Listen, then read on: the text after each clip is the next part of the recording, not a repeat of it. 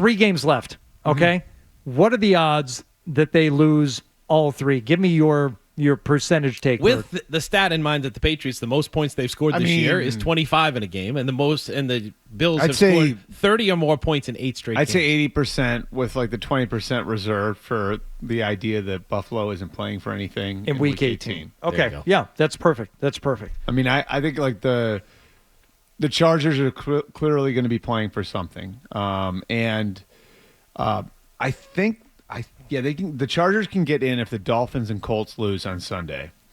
But assuming one of those 2 teams wins, at least one of those 2 teams wins, then the Chargers will be playing to get in on Saturday, a week from tomorrow. Okay. So the Chargers will have something to play for. They're much better than you. I can't imagine the Chargers lose that game. Like, that'd be cataclysmic for them. They played great last night, and they're going to have 9 days rest. You're going to be on a short week. They've got that fair catch free kick rule thing worked out. They got the rules down. They know what they're doing now. They seem to have a better handle on the rules than you do. So let's say they lose, and you're probably going to have just taken a shiner from Josh Allen. Let's say they lose all 3 games and they finish 3-14. Yep. See, I think it depends on how it looks too, though. But what happens, Bert? Like, put your crystal ball on. But that's the thing is, like, I think it depends on like what that looks like, though. Okay, I could. I mean, if it's 35-0 in the middle of the second quarter on Sunday in Buffalo, that's different than like losing 28-17. Well, let's say they lose 28-17. Let's say they fight against the Chargers, lose. Let's say last Buffalo game, win or lose. I think Gerard makes it, if that's what you're asking. asking. And then what about the rest of the staff? And I think there's going to be a pound of flesh extracted somewhere, and the question is where. You think it'd be on the defensive side of the football? I don't know. I mean, like, but I think someone's going to pay a price. Now, I don't know. It's hard for me to say which side, but I mean, obviously, you know, the head coach has a stronger connection to the defensive coaches than he does to the offensive coaches. Now, I would say this. I think the offensive coaches have had their hands tied behind their backs by the talent. You know, like, I think this is, from a talent perspective, the worst offense in the league. And I don't know if you have the offensive line they have, like, it's impossible to do a ton of things. And I think that's one thing that people here have sold short. And I think it's almost like this Dante Scarnecchia disease, like where you saw 20 years ago a guy turn a college wrestler into a Pro Bowl offensive lineman. Like, that's not normally the way it works. There are like 4 or 5 offensive line coaches like that at any given time on the planet. Like right now, Tennessee has one in Bill Callahan. The Eagles have one in Jeff Stoutland, but there aren't very many of them, you know? And so, you know, if you have a real deficiency on the offensive line the way that they do, and I like before the season, I had not heard of their starting right tackle. I had not heard of their starting center. That's pretty, like, I feel like I've got a pretty decent handle on the league. So for them to be in that spot, and it's not the way they drew it up, but they also struck out on a lot of their acquisitions.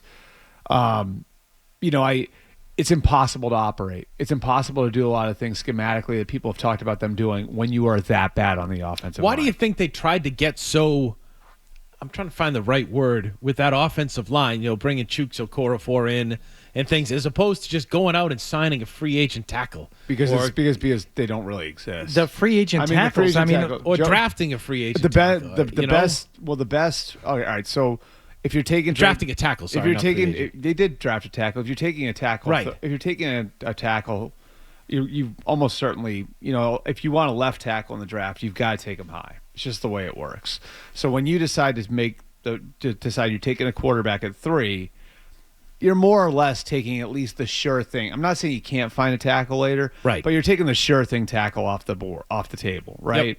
And even like we had talked a lot at the beginning of the year about this Kingsley Suamataia, who is with Kansas City now, and everybody's like, well, they could have had him in the second round.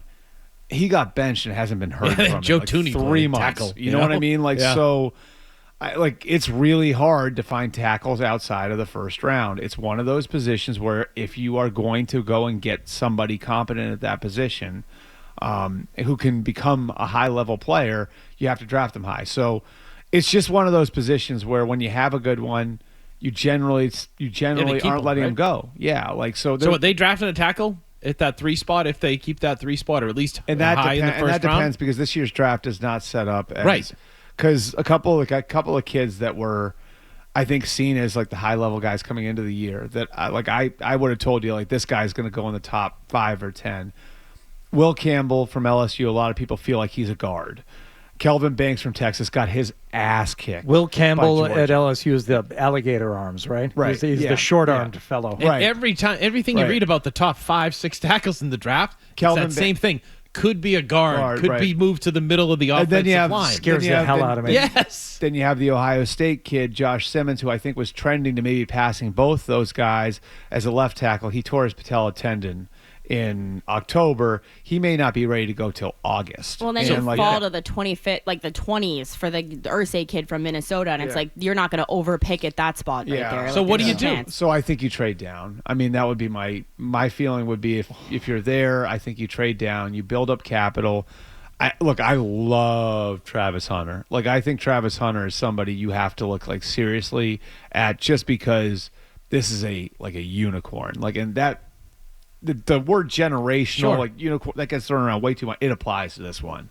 Like what this kid is doing in college is more than Charles Woodson, Champ Bailey, Chris Gamble. You name any of the two-way guys out of college. Would Like, you let him be a this two-way guy's- guy too?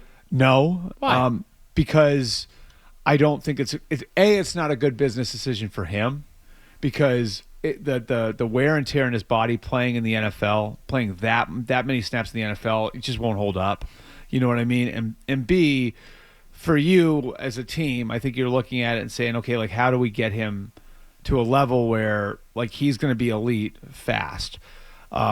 This to me was like I've asked Red a lot about him the last couple of weeks ahead of the Heisman ceremony, after the Heisman ceremony, and one of the things I've asked is like, in a vacuum, is he as good a receiver as Tedero McMillan from Arizona, who's presumed to be the number one receiver? Is he as good a corner as Michigan's Will Johnson, who's the Right. number one corner? The answer I've gotten is he's comparable to McMillan, just different. Like he's a different type of player. Okay. And he's got a higher ceiling than Will Johnson. Really? At corner. Wow. So, which is like, Will Johnson's a really good That's player. pretty crazy. Trust me, I know. What do you think Bill would do with him? I think corner, moonlight on offense. And I think that's what everybody's... Yeah, I would. I Bill, mean, he's going to put him on the defense. I think that... Yeah, but he also I think, would. I think that's... because of I think of Edelman and Brown and Oh everything yeah, else. because Would he do that loves too, the idea right? of football that's players. Yeah. versatility and everything, And right? I think this kid's going to push to play both ways. Like everything you hear is like character-wise, like completely clean. His football character is impeccable. His Heisman speech was great. Well, I mean, you think about just think about this, like the amount of mental, like just the mental strength, the focus it takes just to play corner, right? Like, and the amount that and you've heard about like the way those guys, like the short memory thing and being able to lock in and know the different receivers and how I got to cover this guy versus that guy, all that stuff that goes into playing corner. And now he's full-time on offense too, where he has to know the offense and the route Right. adjustments and the side, like all that stuff. It's like, I mean, it's staggering. It's staggering because, like, again, like Charles Woodson when he was at Michigan played a little in the slot. They had packages for him.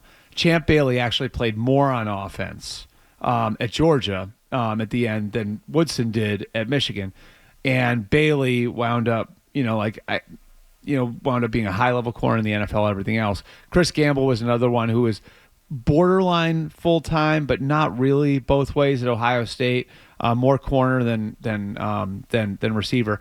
All three of those guys wound up being corners in the pros. Like, none of the three really played much on offense in the NFL. So, like, I think this kid's a little Who was different. the last guy that played close to full-time in don't know, offense Chuck defense? Bednarik? Yeah, I know, right? Yeah, like Like that's Harry always Gannis? the You know, that, well, he's no, like- but Chuck Bednarik's always the one that comes up as like the guy. You said- and you cut- that's it- the name you always hear. We got a break here, Burr, but I think a lot of it comes down to, especially now, it would be the business decision. Like if you're the player, like, why would I do that? Like, how am I going to get paid? Receiver money is better. And furthermore, if I'm going to do both, You're well, a right, team isn't going to Kendra. pay me to do both. But so why am I going to do But both? you use that in the draft, right? In Kendra's, position? Well, Kendra's right to say receiver money's better. The problem is their receivers also a way more replaceable position. Corners are harder to find. Like there's this trend, and I don't know if you guys have seen this. Like I've said it here, I think, like the whole thing about player sons. Yes. Right. Yes. They're telling him to go play corner. Patrick Surtain, Asante Samuel Jr., Elijah Molden, like all of these guys who are like 6'1", the body type, 6'1", 180, they're receiver bodies, right? Right. And their dads are all telling them, who are pro players, like Stingley. Yeah. So Stingley's grandson, Yeah. Derek Stingley, who plays for Houston, who's one of the best corners in the league. They're all receiver body types, and their dads told them, like when they were in high school, told them there are 200 kids that are athletically like you playing receiver. There are 20 playing corner. Sure. Play corner. You know, It's the most athletic position in the game. It's the most, and it's much harder to beat. Like the high level guys. Yeah, you want to play in college, you want to play in the pros, and Right. if you could be a receiver. Right. be a In the age corner. of 7-on-7, it's much harder to find Yeah. a great corner than a great receiver because all the best athletes are playing receiver. If you like that clip, and how could you not? Check out more videos from Toucher and Hardy here. Point slightly up and to the left. For more Patriots analysis and opinion, hit this playlist. Point slightly down and to the left.